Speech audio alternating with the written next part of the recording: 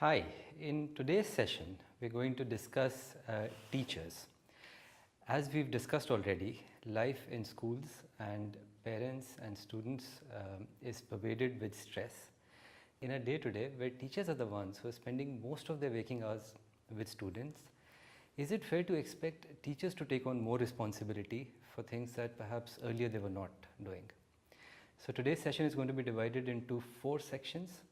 The first section is teachers' own well-being and their own self-care.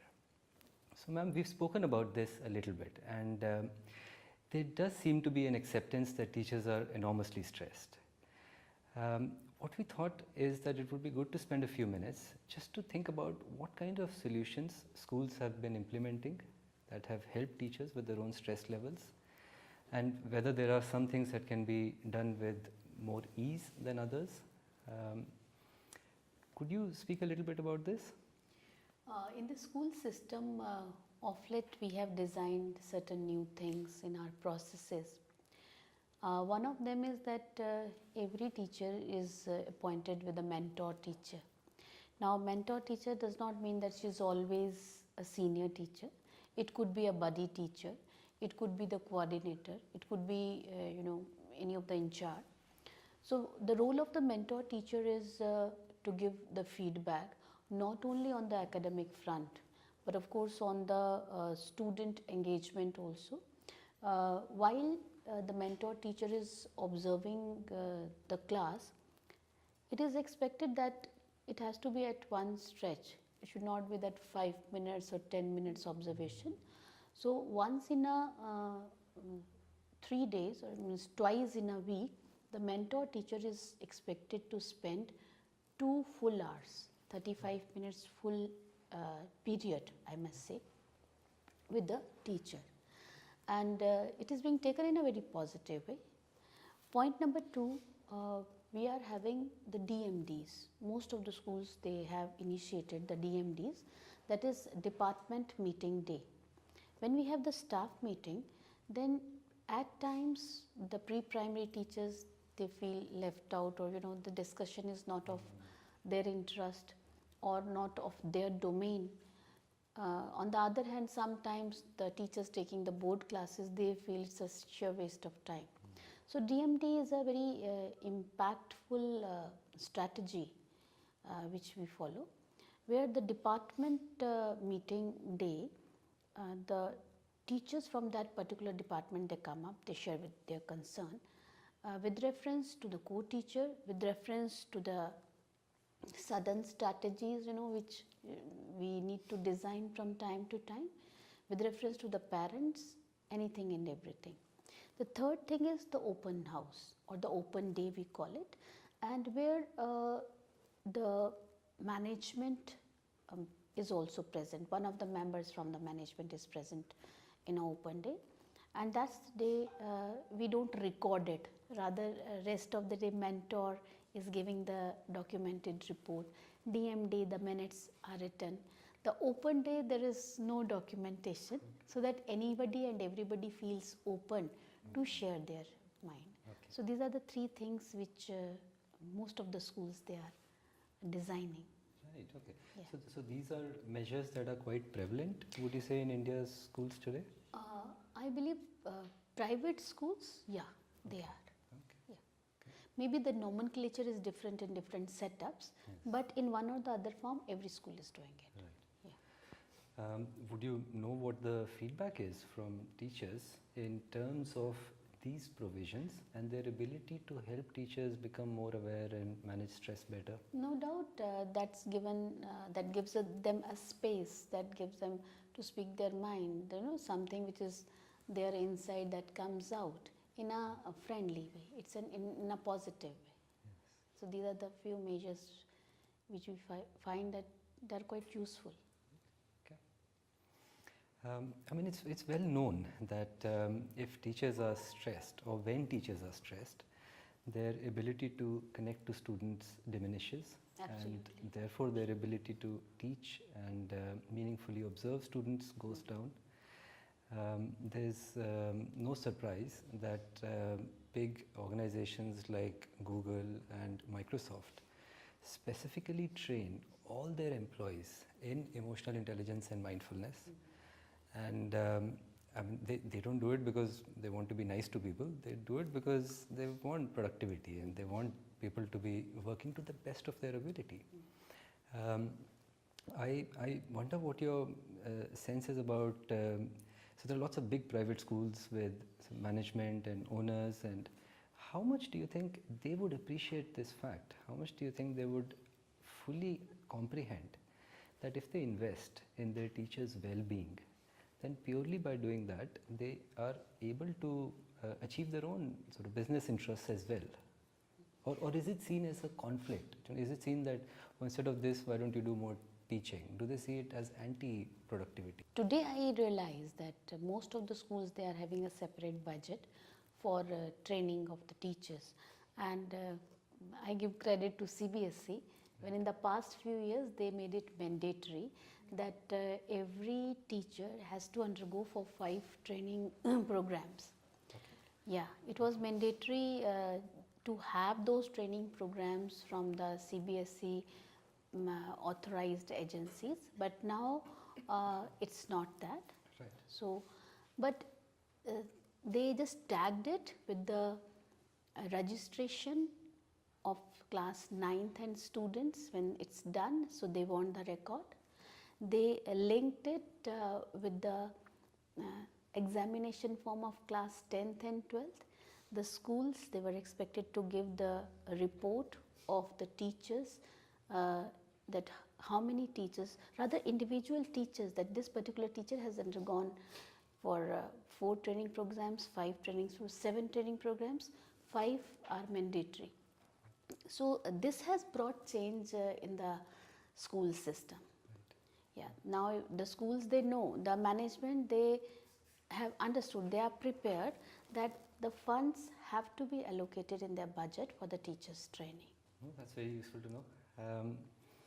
One of the things that has been tried with various organizations is to make whatever your sort of goal is for the organization and make it explicit, make it clear, and write it somewhere publicly. And so, I mean, I wonder if in India, in how many schools teachers or parents are aware that this is a school that strongly believes in training teachers, that strongly believes in investing in teacher development, or strongly believes in teacher happiness, or whether these sorts of slightly bold steps help organizations or institutions align what is a priority as opposed to things that are fads or that are fashionable.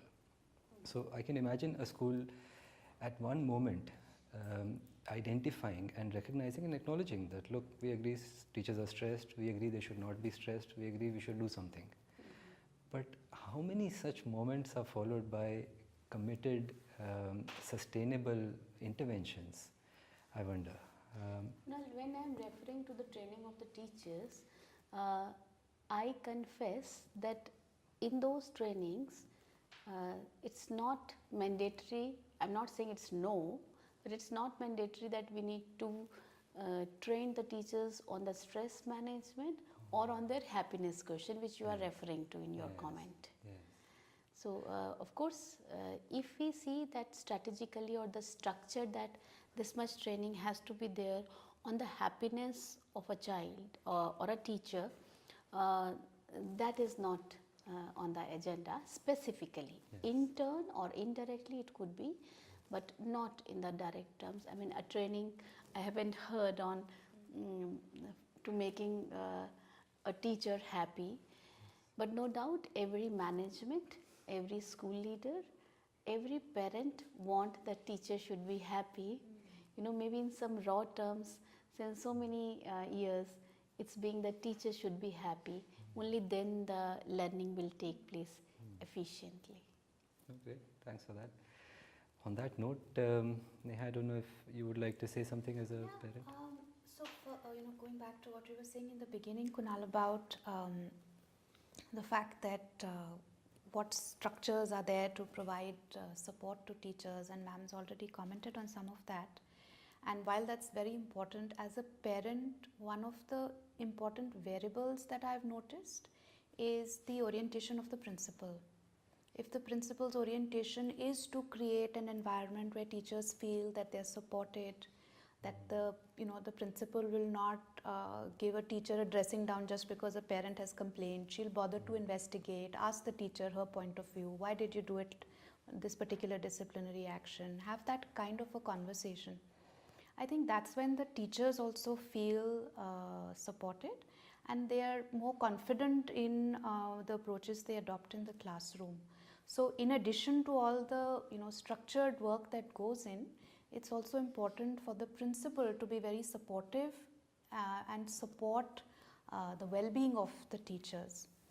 The other thing is, I've noticed, we do come to know from time to time when teachers in our school are being taken through some training programs.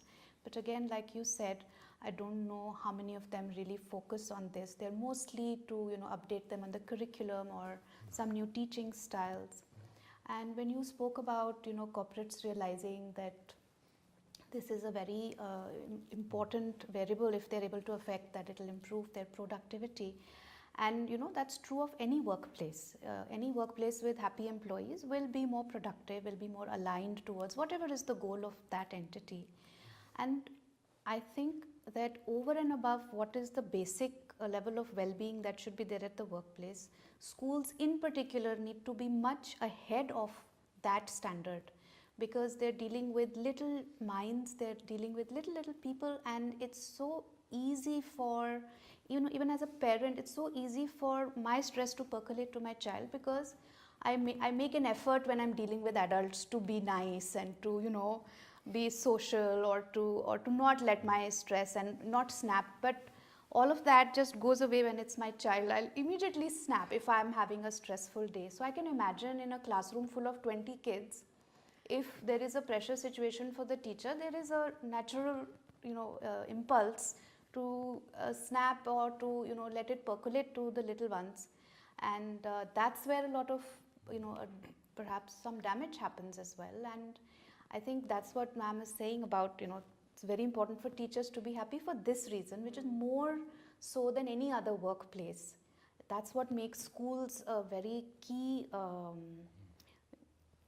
area where this particular aspect of emotional well-being needs to be focused, so that children are getting the benefit of it in their education. I think happiness or that mindfulness, they are the byproduct of that openness. Yes. If that open environment is there, if that support is there from the management, from the team leaders, within the staff, with the coordinator, I think that automatically happens. Yeah, but see, we can't even strive for an idyllic world where everything is happy and open and everyone's all on the same page. I think even if there are some constraints in the school system, or let's say one particular principal in a particular year is not very supportive of all of this, the teacher has to be that middle layer who absorbs all this and doesn't let it go down to the children. So it cannot be a hunky-dory day every day in school life, I'm sure, for any teacher. But because of the fact that they're dealing with young children, they have to have that extra equanimity to be able to absorb all of that and still be able to have a classroom environment that's conducive to learning and growth for the children. Absolutely. So would you like to say something on this? So, like everyone is mentioning about, how happiness is important for teachers' well-being, because they are ultimately in the classroom and teaching the students and all. So how, when we are stressed as a teacher, it's very important to become aware when I'm feeling stress, to identify what makes me feel stressful when I'm in the classroom, and school to create that safe space for the teachers to come up and share those ideas also, and to come up and share what makes them feel stressed.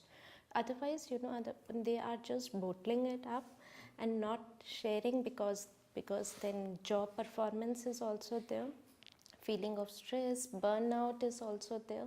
So all these things will impact their teaching strategies, their own well-being, and how to connect with the students also, because it's really very important to have that space where I am having openness and acceptance, that people are not judging me, giving that space that I can say something whatever I'm feeling in the classroom. Because whatever I have observed, it's more about in the system, everyone is feeling that I need to procure my job also. So they might constrain themselves, restrain themselves from sharing their own stress and whatever is happening in personal and professional life. So if we can create some, through maybe emotional intelligence or through mindfulness, can create that space or that trust in the relationship where everyone is having openness to express. That's really important. So to conclude, it seems like there is a lot of evidence that stress impairs productivity, and the same is true of teachers in schools.